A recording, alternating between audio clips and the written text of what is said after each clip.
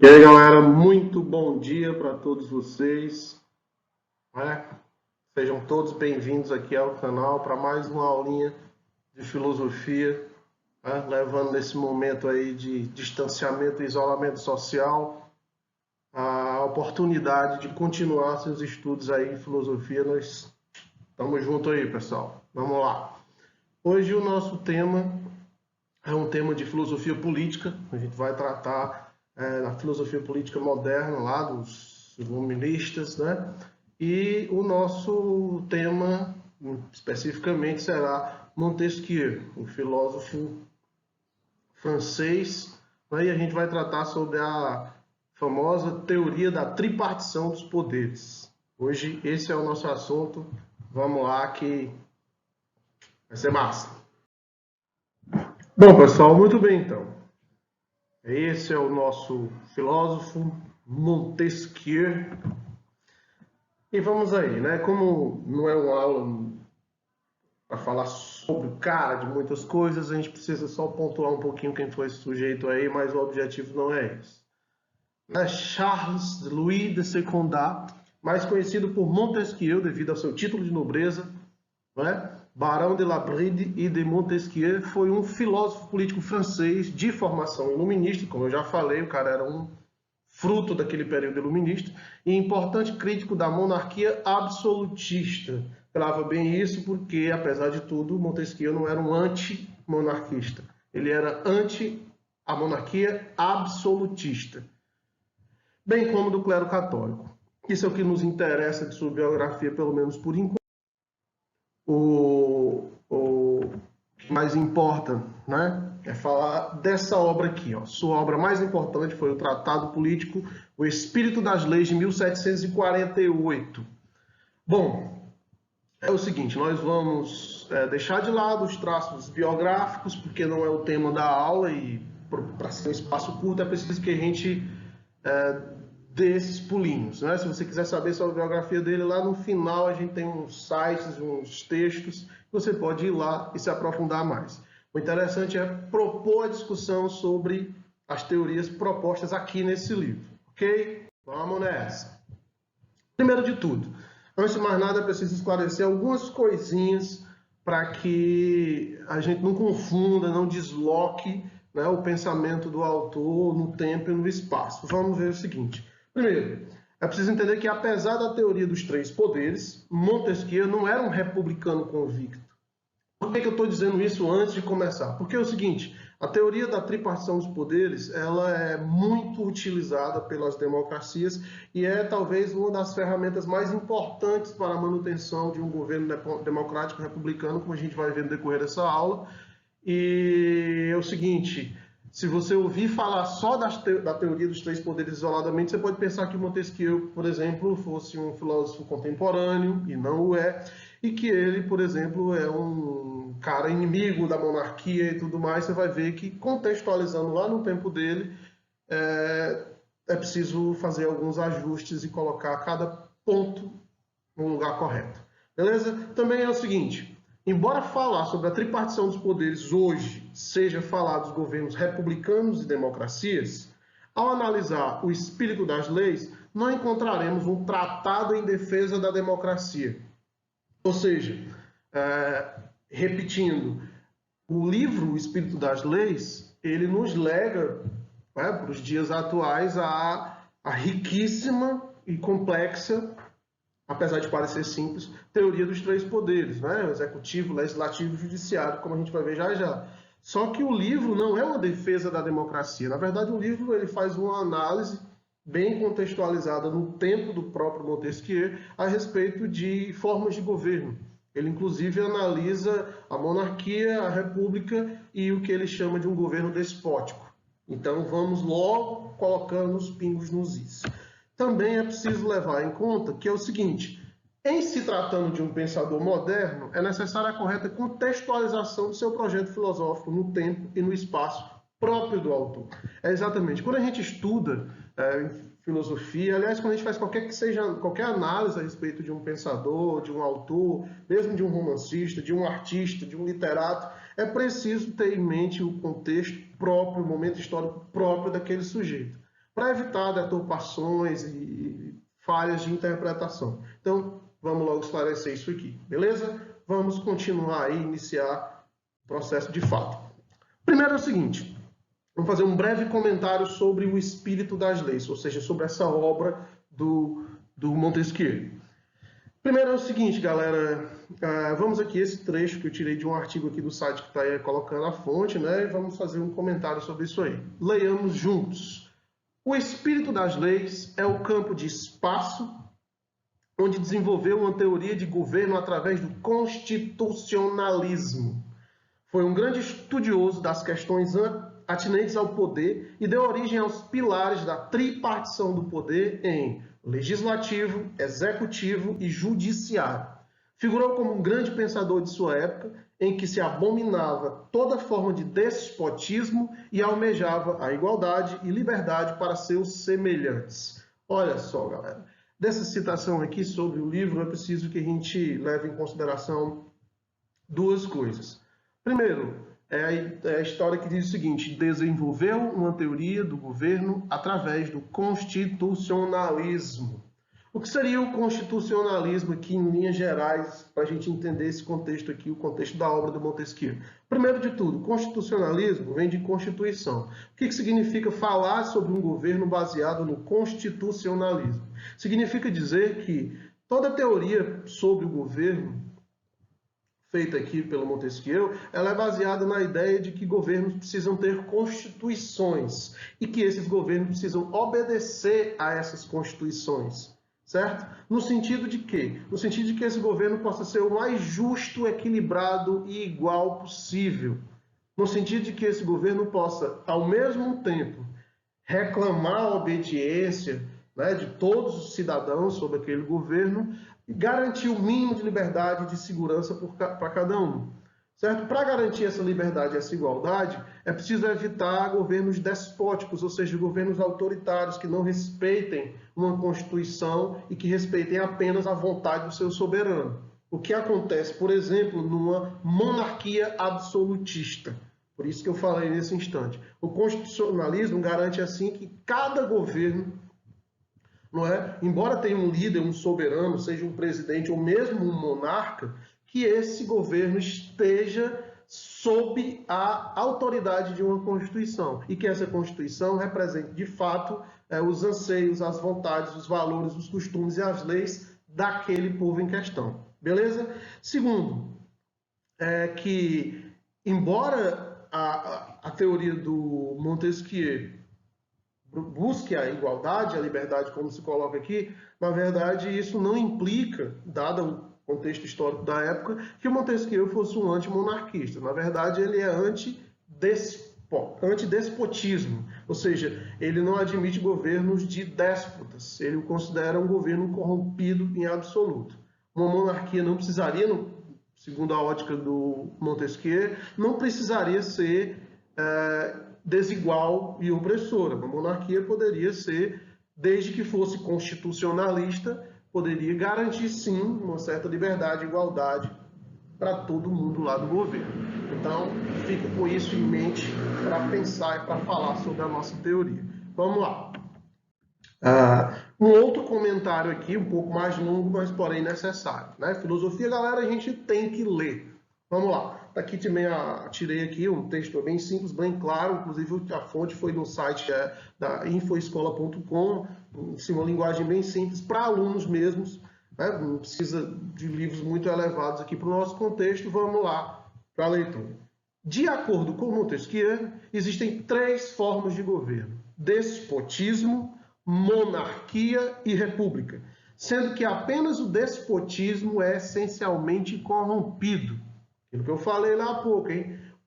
Para o Montesquieu, um governo de um déspota, né, que é o equivalente aos ditadores, né, que a gente tem espalhado na história da humanidade, inclusive ainda hoje em dia.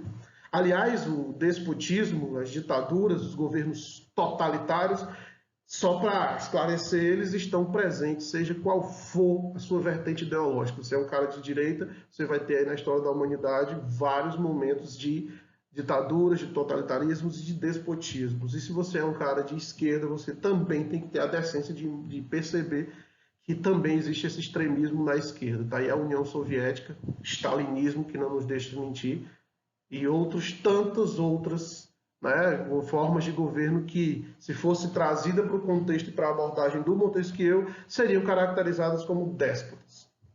Então vamos lá. Isso decorre devido ao fato que os déspotas tendem a empregar violência para se manterem no poder. Olha só, hein? A monarquia, por sua vez, é considerada por Montesquieu o mais efetivo governo por meio do exercício da autoridade com firmeza e honra pelo soberano. Ou seja, se existe a Constituição, como a gente acabou de falar, né? Montesquieu pensa os governos a partir do constitucionalismo. Se existem constituições e se essas constituições são obedecidas e traduzem a vontade do governo popular, um monarca, ele, tendo que obedecer às constituições, ele poderia sim fazer um governo bacana, um governo justo, uma vez que a autoridade do monarca implicaria num governo centralizado, forte, firme, para realizar aquilo que precisa ser realizado. Ou seja, para os nossos dias atuais é um pouco complexo falar de monarquias, mas é aquela história, é preciso contextualizar o autor no tempo dele. Tranquilo? Vamos lá. Apesar disso, é fato que a sua proposta de divisão em 3 poderes, o executivo, o legislativo e o judiciário, influenciou em grande medida os governos republicanos, inclusive os atuais. Verdade, a maioria das constituições atuais dos países democráticos adota a tripartição dos poderes, isso é claríssimo. De qualquer forma, o equilíbrio delineado por Montesquieu funcionaria aproximadamente da mesma maneira, tanto em uma monarquia quanto em uma república. O executivo exerceria influência sobre as questões civis, o legislativo criaria as leis mais apropriadas à sociedade e o judiciário fiscalizaria as normas que regeriam determinado grupo humano. Essa teoria, galera, como a gente vai ver, no contexto do Montesquieu, do tempo dele, da análise dele, ele acredita que a monarquia funcionaria dessa forma porque se há uma Constituição e se nessa Constituição até mesmo um monarca estaria submetido à autoridade dessa Constituição, a tripartição dos poderes garantiria um certo equilíbrio na atenção à Constituição, no respeito a essas leis, apesar da autoridade do monarca. Compreende? Desde sempre a teoria proposta, né, no espírito das leis é uma teoria política que faz lá a análise dos 3 governos, mas sempre defende um certo tipo de equilíbrio e harmonia social. É isso que você vai ter que gravar daqui. Então, sigamos em frente aí, depois desse esclarecimento. Beleza, então agora é o seguinte, mas como de fato funciona a tal tripartição dos poderes, não é? Vamos ver aí como é que funciona isso aqui. Aqui tem um quadro resumo, para você primeiro se situar no tempo, no espaço, o que é cada poder, o que cada um faz. Vamos olhar esse quadro, analisar isso bem direitinho. Leia aí e acompanha aí. Para entendermos a organização do Estado brasileiro. Coloquei aqui Estado brasileiro, galera, por um seguinte motivo. Nós vivemos sob um Estado democrático de direito. O Brasil atualmente, não foi assim a história inteira, já fomos colônia, já fomos monarquia absolutista, já fomos república num primeiro momento, depois passamos por 2 períodos grandes de ditaduras, que foi a Era Vargas, e depois o regime civil-militar de 1964, né, com os militares se alternando no poder aí, e só efetivamente a partir da Constituição de 1988, a gente voltou a ser esse Estado democrático de direito. Então temos os 3 poderes bonitinhos, e essa é a composição dos 3 poderes do Montesquieu, e essa é a forma como o nosso Estado brasileiro divide os poderes. Legislativo, olha só, executivo e judiciário. Tranquilo. Mas e aí? O que é o legislativo? Quem são as figuras, as pessoas que compõem o legislativo? É o Congresso Nacional lá em cima, né, do ponto de vista da União, e esse Congresso Nacional ele é formado pela Câmara dos Deputados, não é? Que representa a população de cada estado, os deputados federais, assim chamados, e o Senado Federal, que também tem um representante, um senador que representa cada estado, ou seja, cada estado manda seus deputados e seus senadores para Brasília, nossa capital, e lá eles compõem o Congresso Nacional e formam o Legislativo Brasileiro em sua instância máxima. No entanto, esse legislativo tem instâncias menores, são as chamadas assembleias legislativas, as estaduais e a distrital. A distrital é a do Distrito Federal, a capital brasileira, ok? Então, o que acontece? Nas assembleias legislativas, nós vamos ter os deputados estaduais e distritais.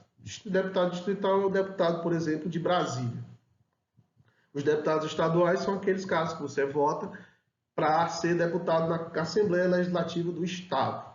Ok? São os deputados estaduais. E mais o legislativo ainda tem uma instância municipal, que essa é a mais próxima de cada cidadão, e vocês vão ver aqui nessa aula o quanto isso é importante, que são as câmaras municipais, a Câmara de Vereadores, galera. Isso mesmo, os vereadores são parte do poder legislativo no país. Ou seja, eles compõem esse poder, ok? Por enquanto a gente está vendo quem são. Daqui a pouco a gente vai ver o que eles fazem para manter esse equilíbrio e, de fato, a gente perceber como funciona a divisão dos três poderes. Beleza, o poder executivo aí no meio existe como líder, chefe de executivo nacional, o governo federal ou União. A palavra União é porque o governo federal é composto pela união dos estados todinhos. Então é o seguinte, quem é o executivo federal? É o presidente da República, o vice-presidente e os ministros de Estado, ou seja, o secretário de Saúde do Brasil, o secretário de Educação, o ministro da Saúde, o ministro da Educação, o ministro da Justiça. Esses caras compõem, não é, na esfera do governo federal, a mais alta, na hierarquia do poder executivo, eles compõem o governo federal, o executivo nacional. E, da mesma forma, nós temos uma hierarquia que parte da União, vem para os estados brasileiros, ou seja, com os governos estaduais, que é o governador, o vice-governador e os secretários estaduais, secretário de Educação, de Segurança, de Finanças, etc, etc. O governador e seus secretários compõem, portanto, o executivo estadual. E aí, prosseguindo para a esfera menor e mais próxima de você, cada cidadão, estão as prefeituras municipais, onde os chefes do executivo são prefeito, vice-prefeito e os secretários municipais. Tem o secretário de Educação, tem o secretário de Saúde, tem o secretário de Segurança, de Cultura, todos esses caras compõem o executivo municipal, certo? Então é o seguinte, galera, para que a gente se contextualize, vamos ver o que você tem no seu município. Como legislador, como parte do legislativo, você tem os vereadores, e você vota neles, eles te representam. Como parte do executivo no município, você tem o prefeito e os secretários junto com o vice-prefeito. Esses caras te representam e você também os elege através do voto. Isso é uma democracia. Então é o seguinte, vamos lá para o terceiro poder para a gente fechar esse bloco, o poder judiciário.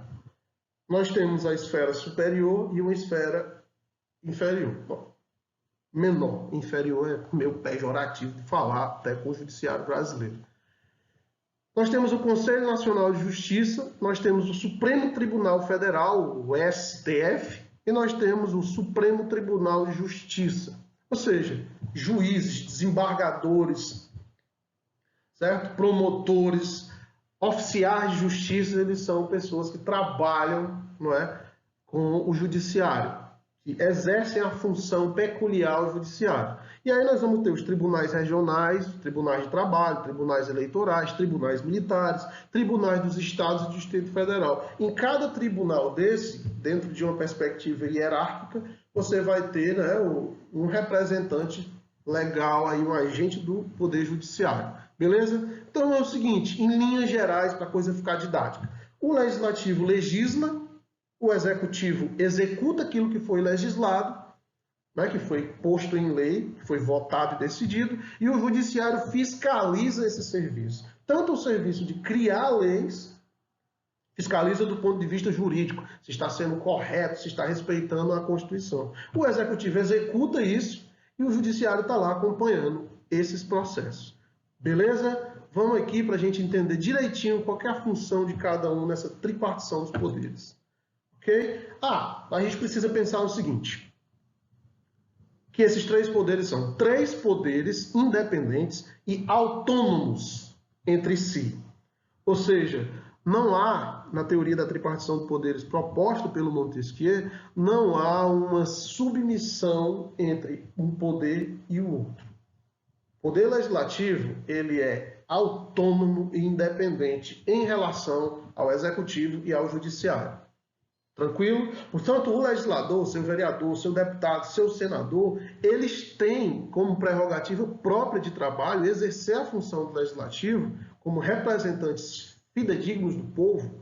Eles têm como função a trabalho de legislar e também de cobrar das outras duas instituições do poder o efetivo trabalho, certo? São independentes, autônomos e têm a mesma porção do poder.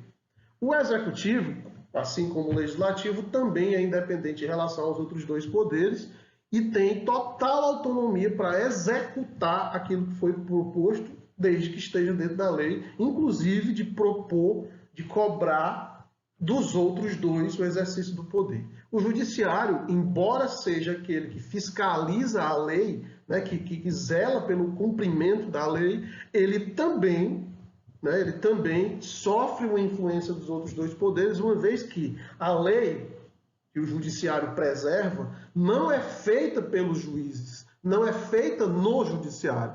As leis são criadas lá no legislativo, certo? São executadas pelo executivo e o judiciário tem a função de zelar pelo cumprimento dessas leis.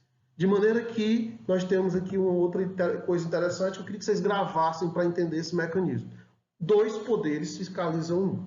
Olha só, o legislativo, junto com o executivo, tem como prerrogativa fiscalizar e acompanhar e zelar pelo correto exercício do judiciário. Assim como, por exemplo, o judiciário e o executivo estão lá para cobrar do cumprimento correto e coerente da função legislativa. Ok? Ou seja, dois poderes, que são independentes, fiscalizam um. Ok? Três poderes independentes e autônomos entre si, e dois podem fiscalizar um, e é sempre assim. Isso é a simplicidade, porém a riqueza enorme da concepção do Montesquieu, e por isso que a influência dele é enorme, porque a gente está pensando aqui numa forma de gerar equilíbrio entre os poderes, certo? Isso é muito importante, como a gente vai ver aqui agora. Vamos dar prosseguimento, olha só. Aí, essa tabelinha simples, você dá o pause, grava, lê, pensa aí, dá uma olhadinha e tenta esclarecer. Isso é tão importante para ti, não apenas como um aluno que vai fazer o Enem, ou como o sujeito que está estudando para direito, o cara que está fazendo um concurso. Não é só uma questão de nota, de aprovação, é um aprendizado para a tua formação cidadã, certo? Você perceber como funcionam os mecanismos do poder no teu país, como funciona de fato o Estado, para que depois, quando você aí for da sua vida de cidadã, você emitir suas opiniões, né, a respeito da política, que está impregnada na vida de qualquer cidadão, sobretudo na juventude para a vida adulta, você precisa compreender muito bem. Então vamos lá.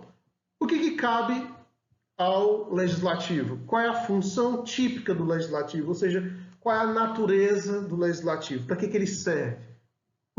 Para legislar. Ou seja, para criar as leis, para votar essas leis.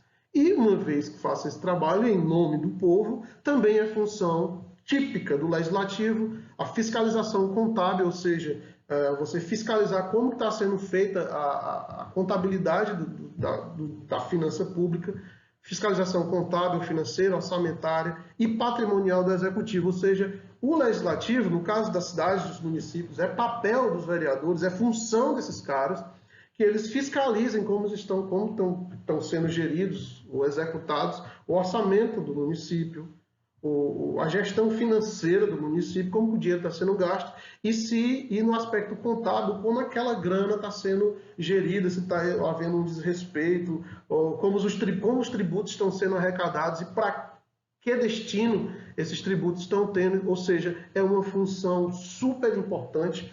Na verdade, entre os três poderes, o legislativo, na minha opinião, ele acaba sendo o mais importante porque ele, de fato, é a ferramenta dentro do Estado, é a ferramenta que possibilita que o cidadão, ou seja, você que está aqui assistindo esse vídeo, que você possa participar efetivamente das decisões políticas da sua cidade, do seu Estado e do seu país. Qual é a função atípica do legislativo? é a natureza executiva e jurisdicional, ou seja, ao legislativo não cabe dispor sobre a organização, provendo de cargos, conceder férias, licença a servidor nenhum, ou seja, isso cabe ao executivo. Vereadores, senadores não podem estar votando, não podem estar propondo certos tipos de situações que caberiam de fato ao executivo. Uma das prerrogativas da tripartição dos poderes é que você não misture uma instância com a outra, ok? Não é trabalho, não é, disso. Por exemplo, o Senado julga o presidente da República nos crimes de responsabilidade. Isso aqui é uma função atípica. Esse tipo de situação não é o cotidiano do legislativo. No entanto, em situações emergenciais,